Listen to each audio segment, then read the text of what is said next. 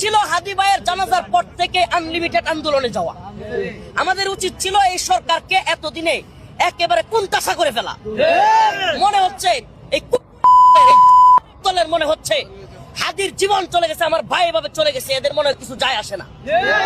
এরা এক একটা চর্বি জমে গেছে এসির বাতাস খায়া আর উপদেষ্টা হইয়া, এক একটা যেগুলোর মেম্বার হওয়ার যোগ্যতা ছিল না। বাটপারের দল একটাও জুলাইয়ের আন্দোলনে কোনো ভূমিকা ছিল না। জুলাইয়ের আন্দোলনে ভূমিকা নাই, হাসিনার রুশাননে পড়ে নাই। আমরা 32 মাস প্রায় জেল খাটছি, আমরা রিমান্ডে ছিলাম, হাসিনার এত জুলুমের শিকার হয়েছে, আন্দোলন করছি, আমরা কোনো কিছু আশা করি নাই।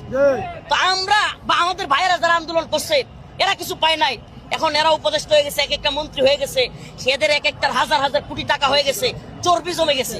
এরা মনে করছে আমাদের আর কি হবে, আমাদের তো সেনাবাহিনী পুলিশ র্যাব দিয়ে আমরা আবৃত আছি। তা আমি এদেরকে বলি এই আবৃত থাকবেন না। বাংলার জনগণকে যদি আমরা বুঝাইতে পারি